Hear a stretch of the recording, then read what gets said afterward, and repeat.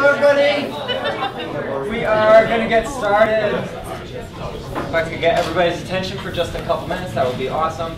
Thank you so much for coming to the first LA2M of the new decade. I had to throw that in there. Happy New Year to everybody and happy holidays. I hope your festive season was great and everything that you needed it to be.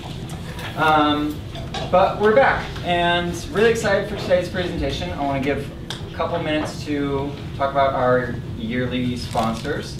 And I would also like to give you guys 30 seconds or a minute if you could do us a huge favor and check in on Facebook or LinkedIn. Let people know that you are here at this event and let them know how awesome it is because we have a good time here. I hope you guys are enjoying the food and enjoying the company and are looking forward to the presentation. Our first yearly sponsor that I want to introduce is actually Cory Dunham of B2B Marketing. You can give him the floor for a minute. Just a minute. My name is Cory Dunham with B2B Marketing and Web Development, and we've been around for several decades, and we like to help people who are stressed out with their marketing process or looking for new ideas to implement in 2020. Maybe what I found, at least in a lot of the research I've done and talked to a lot of people, is that people aren't really measuring their marketing and don't really have budgets, don't really know what to do, and they're kind of just doing what they've been doing, which is kind of maybe limping along. So if somebody needs more focus or would like to have a chat about that, that's something we can help with. Thank you. Awesome. And then our other yearly sponsor is the U of M Credit Union. And started in 1954, the U of M Credit Union helps families and businesses with a variety of different products and services here in the Southeast Michigan area. From anything from bank loans to savings accounts to mortgages and credit cards. They service over 90,000 members here in the Ann Arbor and surrounding area, and they are our preferred banking partner of LA2M. For any more info on that, please sign up to our email newsletter, as they are, attached to pretty much everything that we send out, and also sign up for our newsletter anyways if you want to get access to this coming presentation. Without any further ado, I'm going to give the floor back to Cory for referral marketing strategies and secrets. Give him a warm round of applause, please.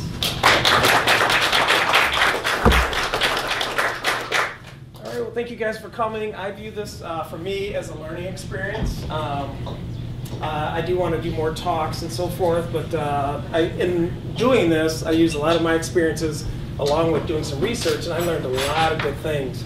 And at the end of the presentation, I was going to be giving away 2 books, basically. I like them both because one of them talks about kind of an introvert's perspective on networking and how nowadays with the internet, introverts might have more of an advantage of kind of hiding behind that screen and connecting with other people. So I thought that was interesting, and also that's kind of my personality.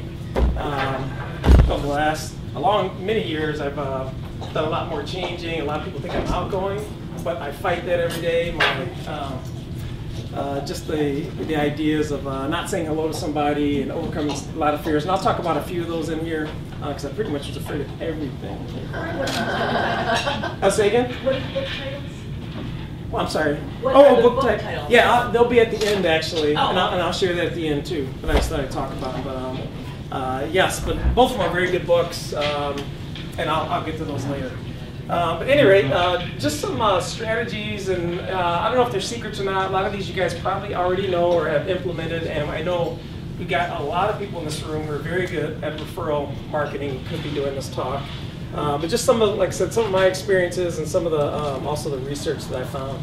Now, why referral marketing? Of course, like LinkedIn was, as my understanding, it was basically started just as a connecting site or a job site almost, just a way to connect, get people professionally. So job opportunities is one. Business opportunities, obviously everybody wants business. Another one is a need for help from a trusted expert. Sometimes you need to collaborate or you don't have those services or skill set, but you need help from somebody else. You want to learn new skills, and that kind of, I fit into that category now. Seems how I've hit some big age markers now. I'm like, man, I'm not getting any younger, so I've got to start, instead of hiding, I've got to start accomplishing some different things. Also, it sets a good example for my kids that, hey, don't run from your fears. Also, you may want to meet interesting people and personalities. if you know somebody, and some people, you may be hesitant to ask some of your connections, hey, I'd like to meet that person, they're pretty cool, or they're a celebrity, or they're online. But just by taking an interest in other people, you can have some cool experiences. And also, you can also tap into a different field of professionals. And one of these books, the blue book, which like I said, I'll talk about later, but she talks about not just meeting with people who you think are going to be a strategic advantage to yourself, but meet with people sometimes outside of maybe your industry or whatever, because sometimes you're going to have these serendipities, these added benefits from these people, because they have a whole different network of people and ideas and so forth. So like one of the things, just one of the fears I overcame, it was a bucket list item. It was the last one on my bucket list. Oh, let me just go for that one. Who cares about all the rest in the middle? But it's for skydiving. Because for over 30 years, I'm like, I am not jumping out of a perfectly good airplane. Since I've been a pilot for almost 30 years now, about 28 years. So I've basically been using that pilot thing to hide behind that fear. But when I did jump, I jumped the first time and I was freaking out. I lost hair over it, believe it or not. But my kids don't believe it either. So, but when I got there, I tried to keep my mind off it, tried to keep calm. And when I finally, I knew I had to kind of back myself into success. So I bought a Groupon. I said, okay, I did that. Okay, now I got to schedule it. I'm going to do that before I get too afraid. And then I went to the airport, and I got the suit on. Ooh, this is getting real. It's getting a little freaky. And then they train you several times on what to do, and I was hooked up to somebody else, so tandem, to this larger sized guy. You know, it's a comfortable feeling. But and then finally, when you get up in the airplane, and you're in I think a Cessna 206, basically like a 4 or 6 seater. They ask you to put your legs outside of the airplane, and they open up the door.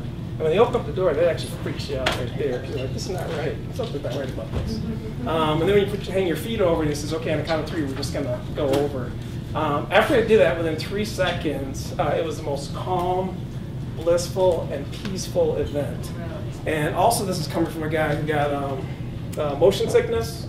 So even getting my pilot's license was a huge thing to overcome.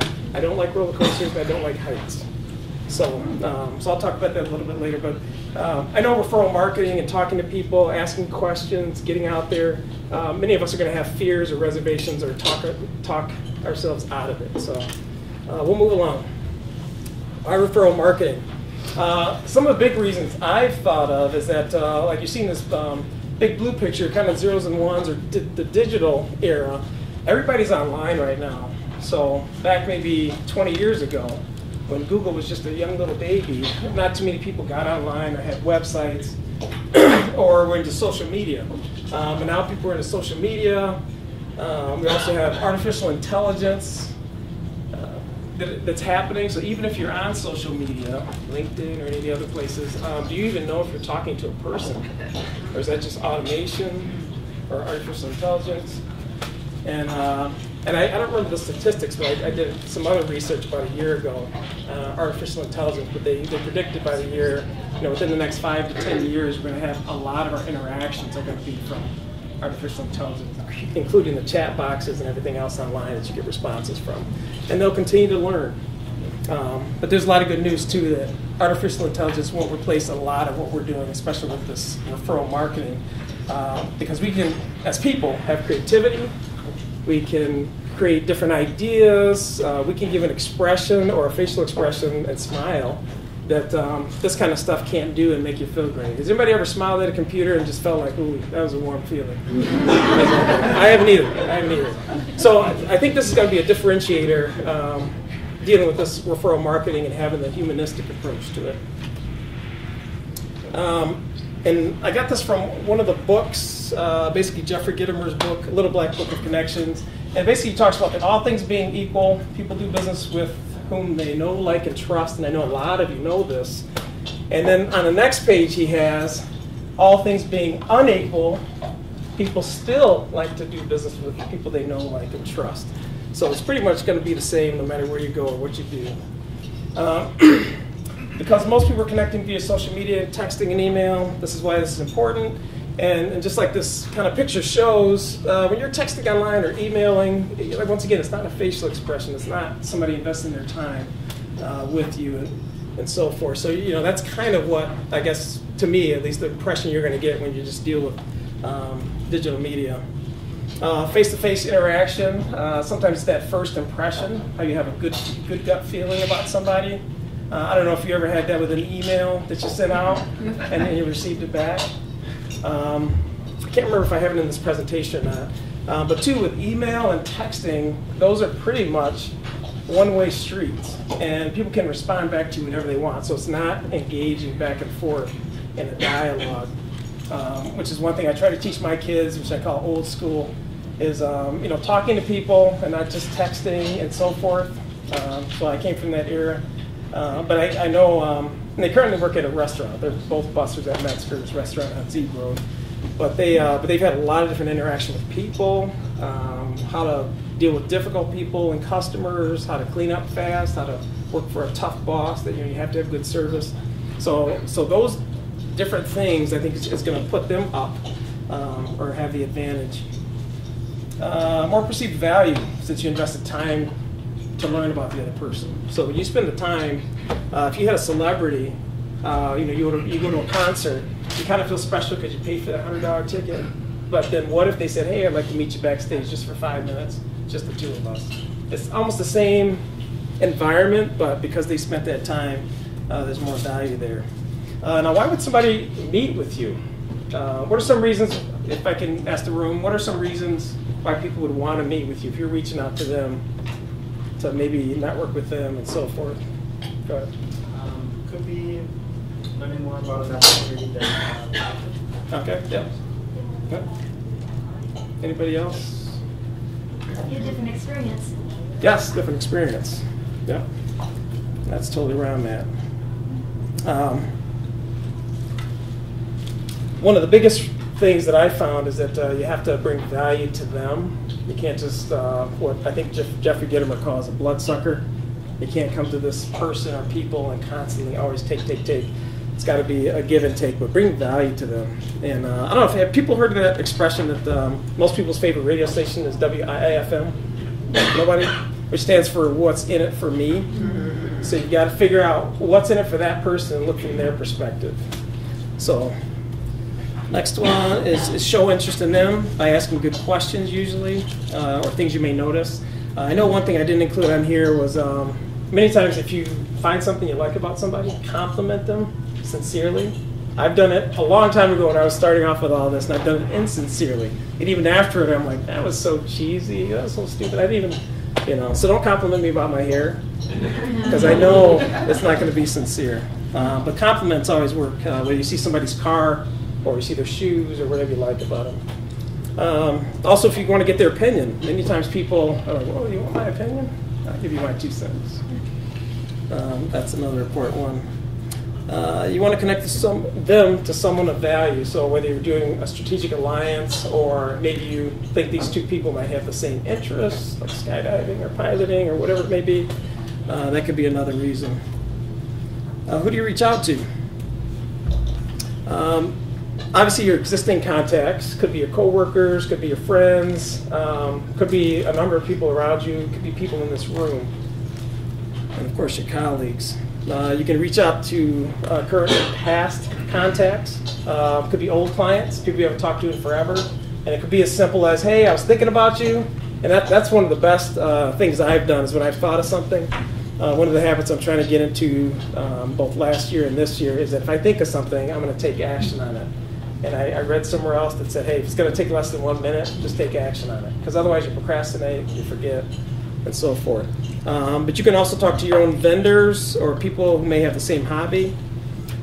You can talk to your client service providers. Because if you have an ideal client, a lot of those people, obviously they have service providers and related industry people, but imagine those same service-related industry people have other similar clients as those, which that's one thing I never really thought about. I'm like, duh, that makes so much sense.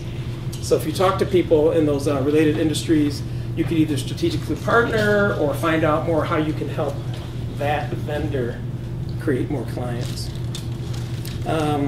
One of the other books by Karen, I think it looks like Wickery, or Wicker, is she talks about, with your friends and weak ties. She says weak ties are basically people who maybe you've hired in the past, maybe people you've worked with and never really were friends. They might be people that you see at the same restaurant that you go to all the time and just say hi to them. That's kind of a weak tie, but you never know by just communicating with that person, asking them questions, how different types of benefits can happen from that. What's your attitude and mindset? Focus on them, obviously, not yourself. And I think that's where a lot of us get into trouble. If we're hesitant to do something, it's because we're focusing all about us or ourselves. Be playful, be authentic, curious, and learn about them. One thing I like to do with referral marketing and a lot of different things I'm not naturally good at or it takes effort is to kind of treat it as a game. That, hey, I'm going to talk to this person. I don't expect anything from it. So sometimes if you just leave all the expectations out the door and just try to find out more about them, that can help. And in some cases too, you might try to network with somebody that maybe isn't in that same mindset or referral mindset. So you just have to realize that and just keep moving on. So when I go to networking events, one of my goals is at least to connect maybe with 2 or 3 people and maybe contact them and then try to follow up with them just to say, hey, maybe we can grab lunch sometime, maybe grab a coffee, or just get on the phone or do something just to connect, and so I can find out more about you and maybe bring value to you. Oops. Don't put limits on how hard you work it. I was going to do an exercise here, but I don't think I will. But one of the things people tend to think was, I'm already busy, and all of us are busy. So adding this new mindset or new system or skill set into our life seems like a lot, but really all it takes is 5 seconds to send a text out to somebody you just thought of, or somebody on the list, or maybe send an email to somebody in your contact. It doesn't matter who it is. You could just open up your contact, type a letter, and as soon as it pulls up a drop down, you could pick one of those people. That's how simple it is. But to say, hey, oh yeah, I remember that person. I was thinking about you. How are things going? And you never know what can start from there. And obviously, you want to be more intentional at times, but it doesn't take much. The meeting. Obviously, face-to-face is one of the best ways to do it. Video is in, webinars, Zoom, and virtual meetups. I've done a lot of virtual meetings in the last year, just really short meetings. But I met with people down in Florida. I met with possible strategic partners in different states. Other people recommended, I think Matt, you recommended me to one person in regards to web development, and we met briefly on a webinar. And that meeting was only 5 minutes. So that was still a connection to a strategic partner, and I can keep in touch with her on email. But consider these virtual meetings. And I think one of my first virtual meetings was just probably in the last 4 or 5 months. And so I was hesitant to get online. So how do I do it? What if I do it wrong? But one of the great things about webinars and Zoom is that many of these tools are free to a point, and you can also record them. So if it's just you and somebody else, you can record that whole conversation. Because I don't think you guys have a typing speed like I do of, I don't know, probably 50 plus words a minute. Back in junior high when they taught typing, yeah, isn't that funny? Isn't that funny? But I think it was the late or early 80s, but I got up to, I think, 72 words per minute. So I kept some of that skill. I can type. I can't text. It's too difficult, but I can type. Also, in person or the video is it's going to be a differentiator because of all that digital stuff and digital noise that's going on. If you do this, if you get to the point where you're doing a lot of these webinars, it's gonna be a huge differentiator, because if somebody can see your face, see your expression, they know you're a real person and not just an email. Because I mean, everybody's getting dozens and dozens of emails every day, dozens of texts, dozens of promotions, all kinds of things going on. Let me see. The other thing is with these meeting time lengths, I read another article, like a productivity hack, where he talked about instead of like that third item, he talked about if you're going to have normally a 30-minute meeting, only do it for 25. If you're going to have an hour meeting, only do it for 50. Because the human being, we tend to fill up whatever space and time, or when you get more desk space at your house or your office, you tend to fill that up. So whatever time you have, you're going to tend to fill it up. But what I found with this, and I decided to try it out, and it felt so odd because I'm like sending these calendar invites out to people. It's like 25 minutes, and they're kind of like, what the heck is wrong with you? Did you mess up? No, I didn't mess up. But the cool part is, if you're in town in Ann Arbor, Ypsilanti, and you do a 50-minute meeting, and you actually get done on time or a few minutes early, that allows you to potentially get back to your office on the hour rather than meeting up for a whole hour, and then what if you guys go 10 minutes longer, and then all of a sudden you're back a little bit later. So over time, if you multiply just that 10 minutes, if you had 2 or 3 meetings a week, multiply that 10 minutes every week for the whole year, that's going to be several hours that you're going to save. And the other thing I found out too is that you get really good at being specific about your ask, what you're going to talk about, you're time conscious, because you realize you don't have 2 hours to spend. But like I said, I did a short phone call web meeting with a strategic partner or person, and it just lasted 5 minutes. It didn't go that long, but that was fine. I was in my office. They were in, I can't remember if they were Minnesota or Texas or somewhere. But it's pretty cool that you save all that time just by using this free technology. Process. You can obviously connect with other people through phone, text, social media, or email. What do you guys think is the best way, in your opinion, or what you found the best to connect with people? Connect with people the way that they're most comfortable with. So it's not up to me. It's whatever they're most comfortable with. That's great. I'm not at that point. I do it the way I want. Oh, Yeah, no, that's good. That's awesome.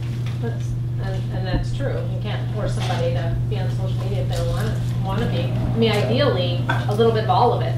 Like, to like, within, time to kind of bring enough trust that they want to be connected with you in all of those ways, because all of those different means allow you to connect for different reasons at different times. Yeah. And even going back to that short 5-minute meeting or 10 or 25, whatever, you can always reconnect after that. That's just a starting point to connect. And one thing Jeffrey Gitomer talks about in his book is that first connection is not the most important. It's the follow-up, it's the next meeting, it's the next meeting, it's the next chat, it's the next scheduled calendar invite. Ask good questions. Set a goal to give a referral to them. And this is one thing he also talked about in his book, which I've never really thought of. I do work hard to try and find out what this other person needs or wants currently in their life, whether it's business referral or some help doing something. But he says actually go out of your way to try and, he says 10 people in a month. But even if you did 2 people, you actually worked on a regular basis. Because what you can also say, which I've been able to do after a meeting within the next week, I can say, hey, I've emailed people and said, hey, I have been thinking about you, and I've been trying to still find somebody. I'm still looking, but I'm still thinking about you because our talk impacted me, and I want to be able to help you out. So that's another way to keep that connection going. And of course, follow up with people. Don't just leave it at the one meeting. Stay in touch. And what Karen talks about in this blue book that we'll talk about later, she talks about loose touch, which is stress-free networking, which basically just means network with people before you have to do it.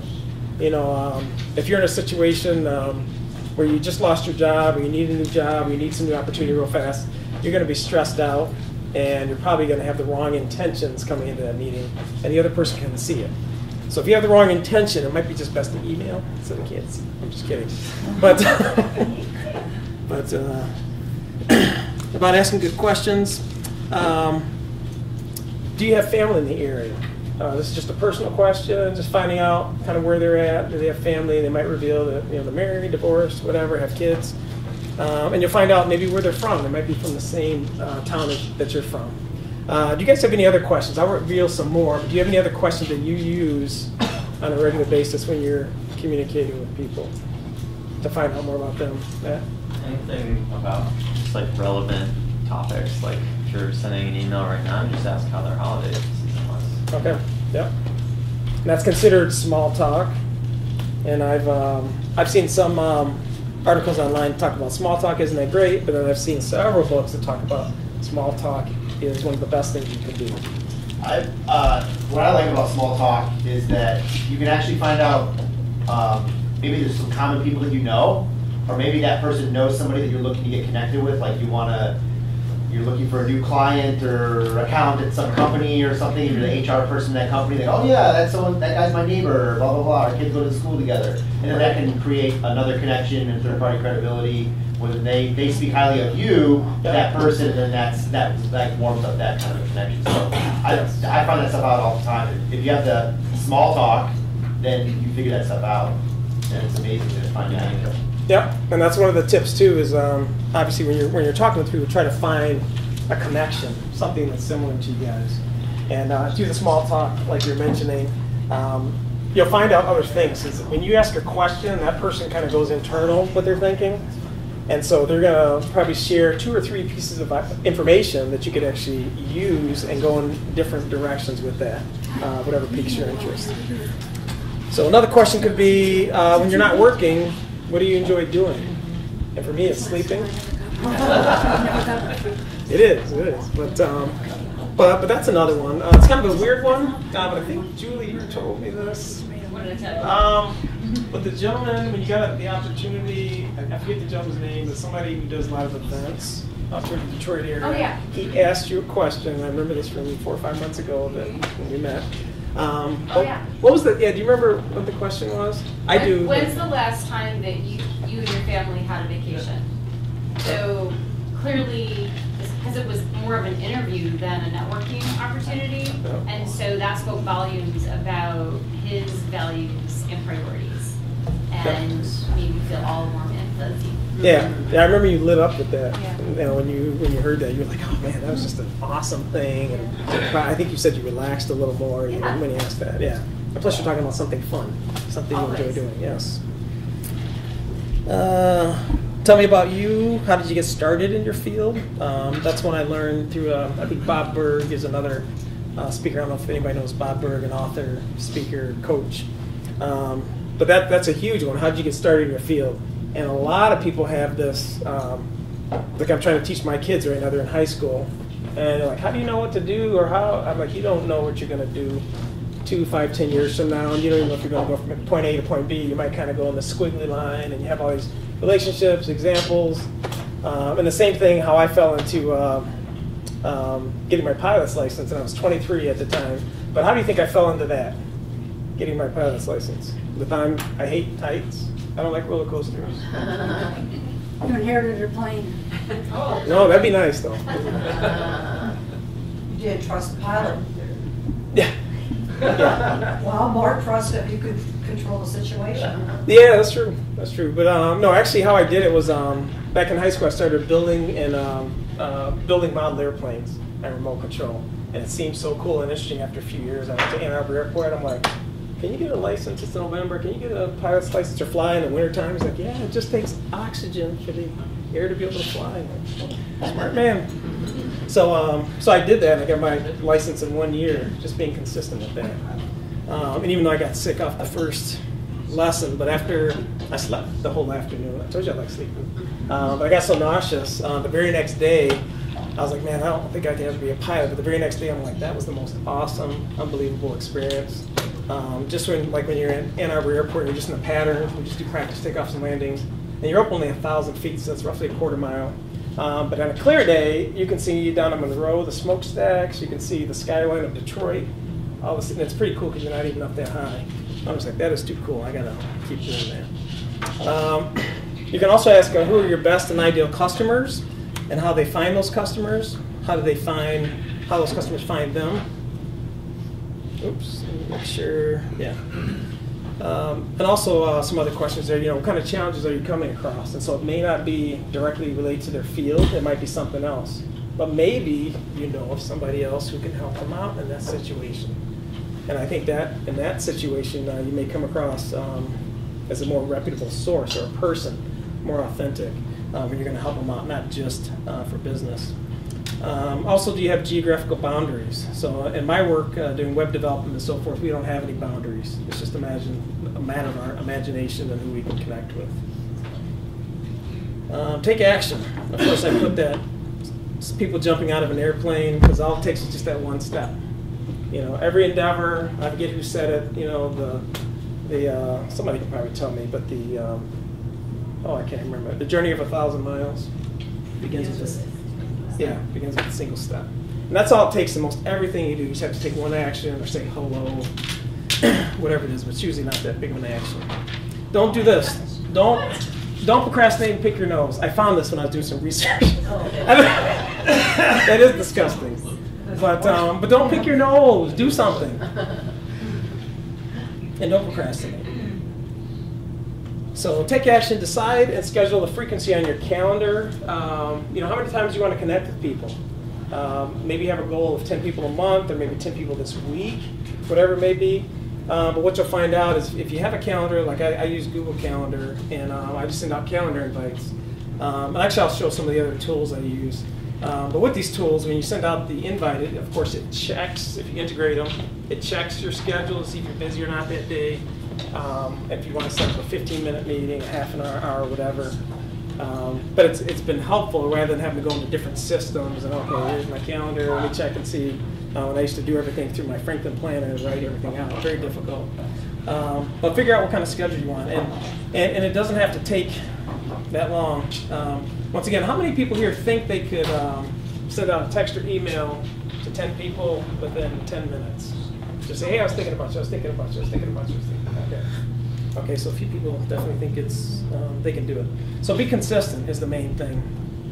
Ask good questions, of course. It takes work, but that's okay. Because anytime you change or do something different or new or have a new idea, it's so important to implement it. And I think Tony Robbins said that if you make a decision, pair it with an action. Because if you made a decision and done nothing toward that decision, it's really not a decision. It's just a great idea. So take action toward it, and you won't be able to imagine the amount of confidence you get the fact that you actually took that action. I feel pretty stoked the fact that I jumped out of an airplane and it was perfectly fine, okay, with all the stuff I know. So, and that's something I would have never done in the past years. Other things I've learned too in sales training is that the money is in the follow-up. The money is in the follow-up. The money is in the follow-up. It's not in the first meeting. It's not in anything else, but it's you staying in connection with that person, that company, and just keep going. And book a meeting from a meeting. So every time you meet with somebody, if it looks like something that would be a good connection for you, set up that time right then. Don't say, hey, I'll shoot you out an email later on, and try to hammer it out right there. Because if you do that right there, it's probably going to happen or be more likely to happen. Some tips on procrastinating, or not to procrastinate. Can't remember the books I read on that, but one of the things that's helped me is just if I've been procrastinating on something, like exercise is one big one for me. So I like exercising, but I just don't like. I like the idea of exercising. I just don't like doing it. But just to start the task, just say, hey, once I start it, or I'm going to go to the gym, just grab your shoes, get in your garb, and just start heading off to the gym. And once you do that, then you're done with your commitment for that day, whatever it is. Just start it. The other thing I've done too, which is pretty effective, is when I've gone to work, I'm like, okay, I need to reach out to some prospects. But I've been putting off, until finally I say I'm going to do that the first thing before I do anything, before I check email, before I check text, before I do anything else. And that lasted about, I think, 5 minutes, and then I finally took the action. I felt so good, the fact that I actually took that action. That wasn't even painful once you do it. So there's little tricks that you can do for yourself. Another one is set goals or reward yourself. So if you did 10 contacts today or this week, you can reward yourself. Go out to dinner or do something fun. Also, you can have an accountability partner. And that's a huge one that it could be as much as, hey, let's get on the phone just once a week for 5 minutes, or let's send an email.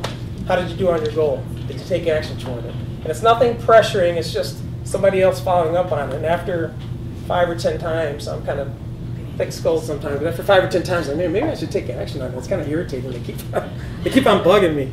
But it's actually great, because then you feel great when you finally can tell them, hey, I took that action. Some more tips. Your attitude may suffer, so affirmations are always good. One of my things I would tell myself is that, I'm too busy to do anything else. I'm too busy. And then so I had to tell myself several times, I've got 15 seconds in my day to send out an email. And if I didn't, that seems pretty ridiculous. Another thing I saw on a Facebook post, somebody said, imperfect actions every day lead to more stability, opportunity, and visibility in your business. And that's all coming to this meeting is, that's all talking to that one person or sending out that email. It's just an imperfect action because if you're a perfectionist, which I have tried to be in the past, that you tend to have procrastination. You don't get any done. And when can you ever be perfect? You know, the moment when I started losing my hair in the last 15 years, I'm just like, I'm not perfect. That's not gonna happen. You also have to believe, your attitude has to be that people want to use your services. And that might be an affirmation too. People want to use my services. I have awesome services. I do a great job. But you got to talk yourself into it because usually the person that talks you out of it is that little voice in your head, whether that's a childhood voice from something. Like I remember, I'm not going to say the exact experience, but I remember back in elementary somebody said something to me that's so negative, but it feels like to this day like it was yesterday. But that was elementary school. So I've always basically suffered with low self-esteem, low confidence, all that kind of stuff. Also believe that you'll be successful in this endeavor or whatever it is you're going to do. You know, like for me in skydiving, I just said, well, I'm going to try it once. I'm willing to try a lot of things once. You know, I may not like it, but that's okay. I tried it. It's just like a lot of food. The problem with food is that almost everything I've eaten, I've had no problem with. I enjoy most food. But you got to believe you're going to be successful, at least in taking that step. Use some of these integrated tools, like I mentioned, like Calendly, and that one, and probably other ones too. But if you integrate that with Zoom meetings and HubSpot, you got a CRM. You can send out, like what I usually do, a 15-minute meeting for somebody. I find out, hey, when can you meet? And usually I'm doing this through LinkedIn. So LinkedIn is one of my preferred ways of talking and communicating with people. People seem to be more serious when it comes to digital media. But when we do it through Calendly, it automatically, I have it connected, so it'll set up a Zoom meeting. And then it'll enter into my HubSpot as a contact. And then it'll send that person, of course, reminders for that Zoom meeting, and it'll send them the link. So I don't have to go into each separate system like I initially did to get those things happening. So it's a huge time savings and relieves a lot of stress. Meeting potency. There's another gentleman, Anthony Iannarino. Does anybody know that guy? He's a sales consultant, coach, and also I think blogger. But he has a huge business. And one of the things he talked about is the meeting potency. And that, like I said, a lot of us tend to be at the end of this. We want to do email or text or phone. But it basically says, obviously, in person is the best because you get the facial expressions. You get, and you can see if somebody's fidgeting, if somebody's scratching their head or looking off, and all this kind of stuff. You can kind of tell they may not be as engaged or something else is going on. But then, of course, a Zoom web meeting is almost as good than the phone conversation because you can still get some intonation and inflection in their voices. And then, of course, then text because you got more of a personal connection there. And email, but of course those last two, once again, is pretty much like a one-way communication mode. It's not really a dialogue necessarily back and forth. And sometimes it's difficult to get communication across where you can just shoot them a call, and in 1 minute you can get a lot of things discovered. So don't quit until you do succeed, and of course I say actually don't quit at all. So one of the things that Jeffrey Gitomer also talks about, one of his most successful things is to write content. So he said back 10, 15 years ago, and all of this may be a slow process. You might have some things happening or opportunities happen for you pretty quickly. But you got to be into it or in it for the long term. You can't just think I'm going to do this for 6 months and then I'm going to quit doing it.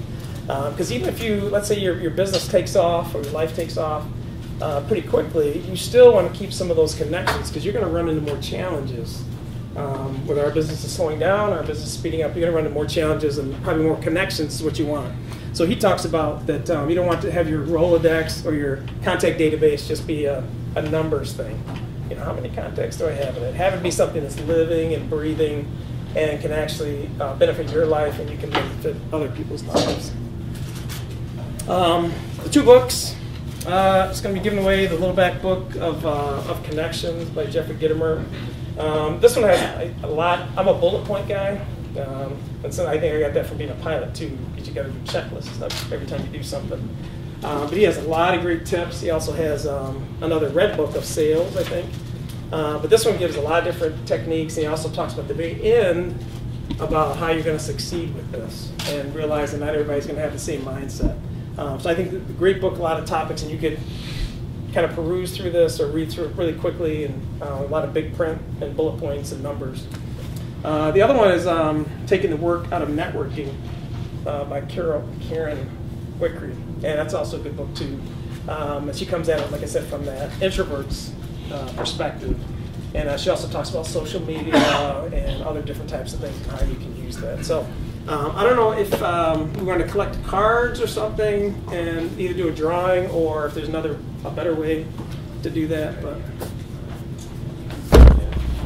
or if there's only 2 people interested in each book.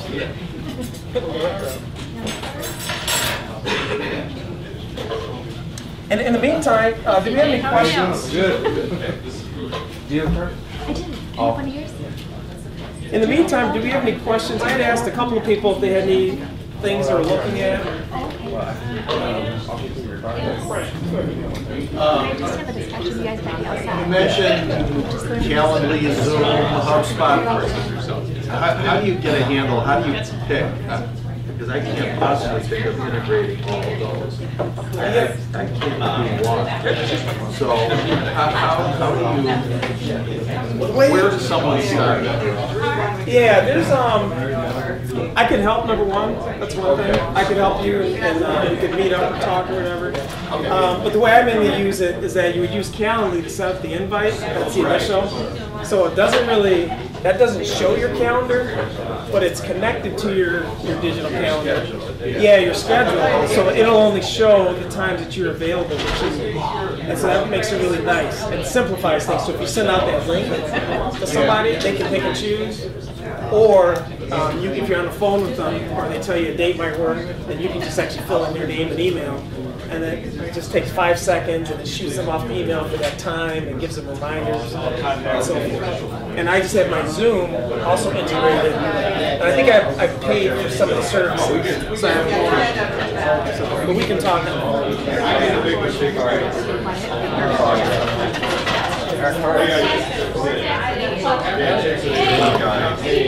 you want to go around first? Let me,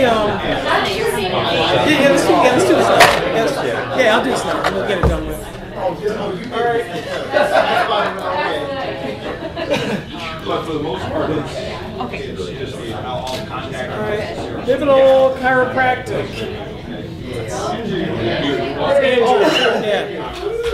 Yeah. So you can pick whichever book you want. And the next one. Pick one of them? Yeah, pick it. Okay. Oh, me. All right, Brian. You got the other one. Hey,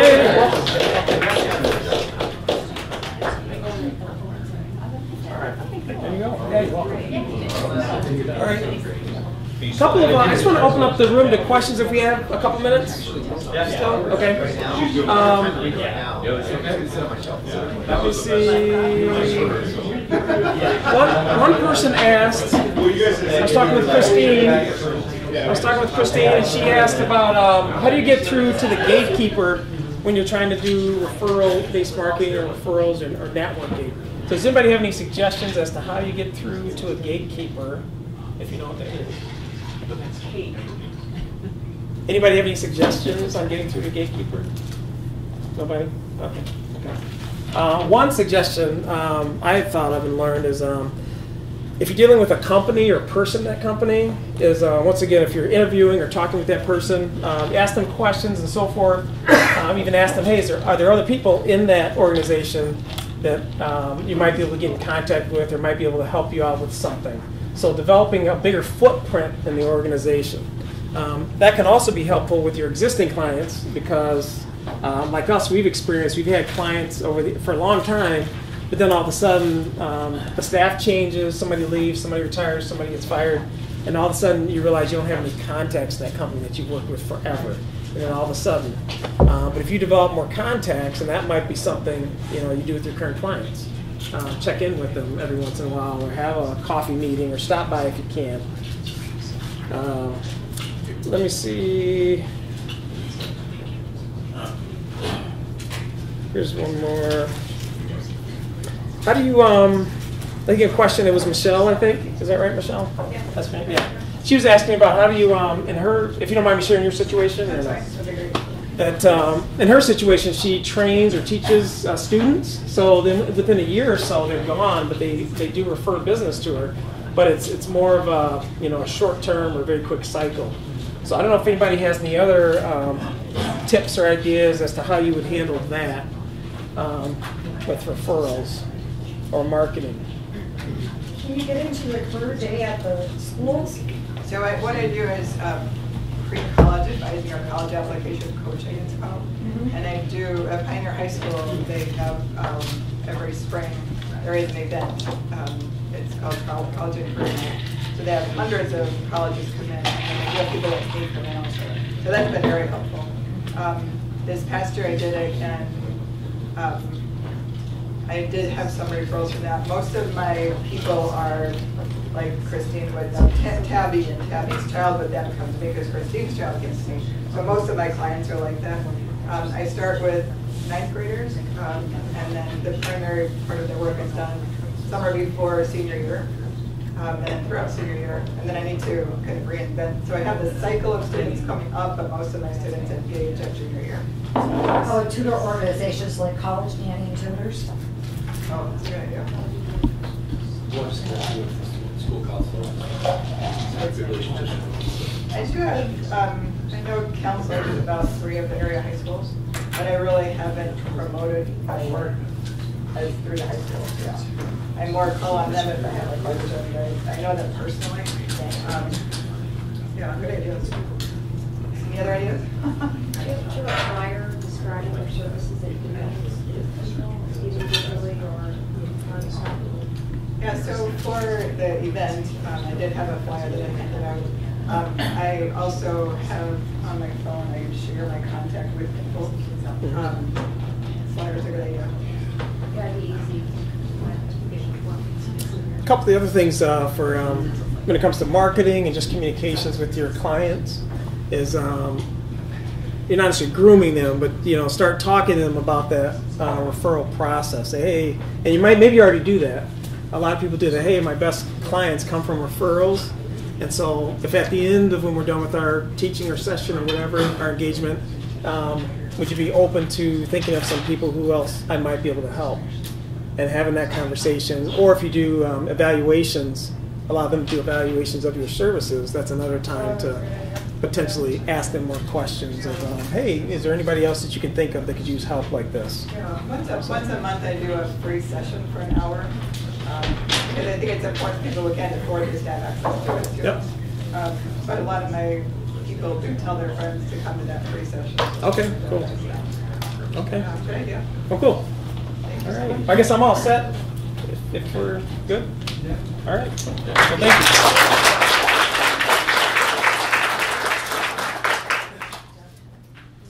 Thank you so much, Cory, for that awesome presentation. We've got about 10 minutes left, and what we have done historically throughout LA2M's 10 or 15-year history is to just introduce yourself to everybody in the room. So everyone's going to get the chance to spend 15 or 30 seconds to tell us who you are and where you're coming from. And if you do have a specific ask, feel free to ask that. We would just like to say that we're a little bit conscious of time right now, so try to limit it to 30 seconds or less if we could. Gail, do you want to start us off? Sure. My name is Gail Nicholas. My business is GM Communications, which is a graphic design studio. And just recently I've been getting into video production and motion graphics, and would welcome the opportunity to talk to anybody about it. Thank you. I'm CJ with All Star Alarm, sales representative. We do both residential and commercial. Throughout my area is Ann Arbor, so we use Deckers. Leah McChesney, SES Image Group. We fulfill all of your branding needs, from vehicle wraps to embroidery and promotional items and everything else. I'm Justin Bennett. I'm with Farm Bureau Insurance. I'm Dr. Andrew. I'm with Pivotal Chiropractic. Here's an interesting fact that I stumbled across. Over 80% of neck and back pain demonstrates characteristic of a disc bulge or a disc herniation. types of people that I like to work with, that I'm looking to actually connect with and help, are people that have neck or back problems from disc bulges and disc herniations. So if you have friends or family members that have these types of conditions, then maybe they've been going to PT, maybe they've been trying massage therapy, they're not getting the results they're looking for. I like to work with those types of individuals. Joe Taveri, Farm Bureau Insurance.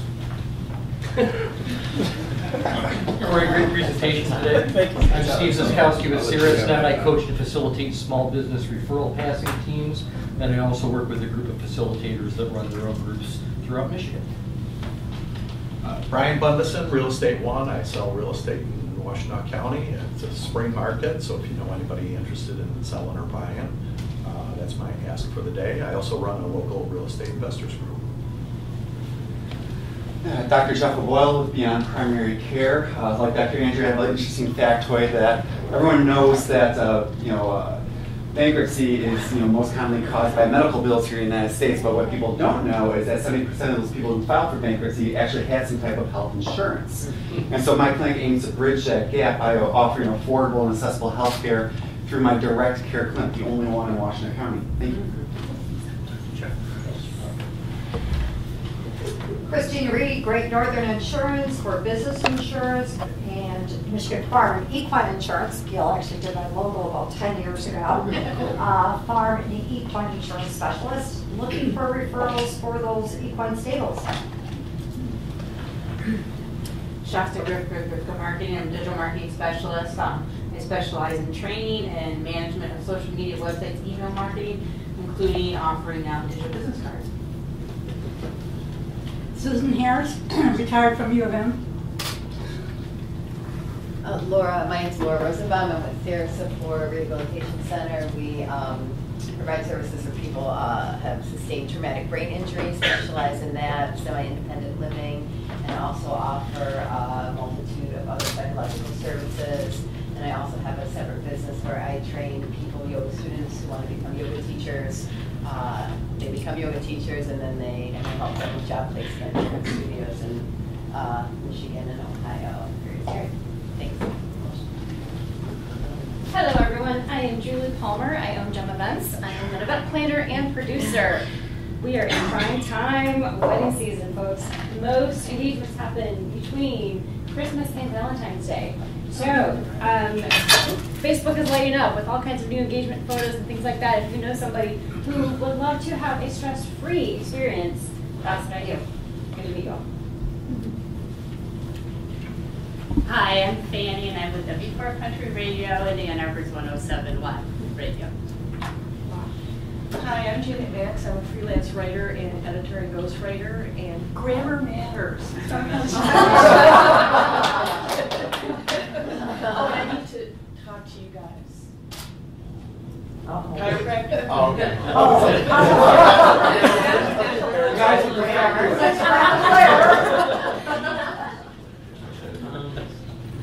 Hello, my name is Dion. I am a freelance digital advertiser. I specialize in lead generation automation. So I am my typical. I'm looking for referrals, particularly in the field of real estate, law, and also for prison. But I'm also really interested in just learning more about what other things that you guys do. I'm looking basically to help my next client make 20K per month in revenue. So if anybody here in that field and you want to learn how to do that, I'll talk to you. Hi, my name is Kim Burkle, and I own Key Community Marketing. We offer a customized combination of business development and community partnership building.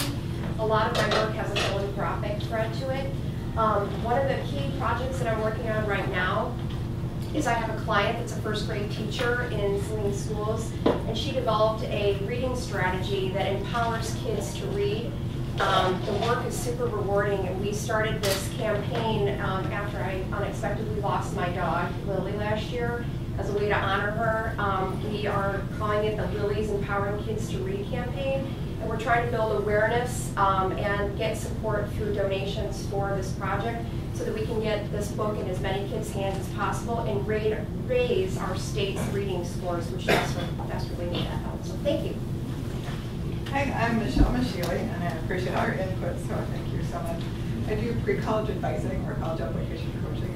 My students have received over $6 million in scholarship offers, and they've been accepted to over 100 colleges and universities in the United States. Hi, my name is Jeff Kinney with CP Federal Credit Union. I connect the credit union to businesses like yourselves and your employees as well. What I'm looking for is to be able to help provide financial wellness to each of your employees or you as individuals as well. We're also looking for opportunities to increase our brand awareness as we've recently just moved into the Washtenaw community. Please let us know. We are, our newest office is in Saline, right next to the Bushes, in the Bushes Plaza, right next to the Bushes. So I'm definitely open to any kind of connection that I can make with you guys. Hi, my name is Lori Stratton. I'm a music journalist. I publish a local music blog called the Stratton Setlist, and I'm looking to connect with people who are writers, who work in the media, arts, or digital marketing. My name is Gabby Stone. I'm with Pink Zebra. I'm just an independent consultant, but I've been a stay-at-home mom for 20 years, so I'm just kind of feeling out the field and still being able to work at home and see where I'm headed from here. Hi, good afternoon. I'm Al Parcher. I have a software development company out here in Ann Arbor. We do custom software solutions and IT support. Let us know if anybody is looking for any help in software development. Thank you. Hi, I'm Bob Fran from Bob Fran Photography. I'm a commercial and advertising photographer, mainly products and people for websites and corporations. Thanks. Hi, I'm Chris Skamansky. For about 20 years, I had a company called Design Hub, a creative services marketing firm, and I've known Bob forever. He's a great photographer. But now, in kind of semi-retirement, I'm a contracted copywriter and consultant. And cool. And I'm Andy Samurai. I'm with the Sherwood Paint Company. I'm a sales rep in our downriver market. I'm kind of learning about how I can help my clients get more referrals for their business. I guess I am Carter Shoreline Frogfoot Studios. I'm a commercial, editorial, and portrait photographer, which covers pretty much everything except for weddings. They're dangerous. They require a special kind of insurance, actually, errors and omissions. But if you're either a runner or a golfer or go to golf tournaments, you can really see me because that's probably my two main subjects. Cover all the races and track meets around. U of M has a home meet this Saturday for golf tournaments. I think I covered all the ones in Michigan and Northern Ohio. I'm Roger Rayle. I'm a venture catalyst to my extended transition, which is what I call retirement. I help with different networking groups in the entrepreneurial community, keeping ideas churning and making them work. And I am Matt Aldridge, president of LA2M and founder of Fangborn Media here in Ann Arbor. I do websites, social media, email marketing, some graphic design and video here and there. Thanks so much for coming out today. We have the room for like 20, 30 more minutes, so you don't necessarily have to leave right away. If you want to do some more networking, please thank our staff here at Revel and Roll. They're really, really awesome. And hopefully we can see you next month. If you want this presentation, sign up for our newsletter. That's it. Thanks, guys.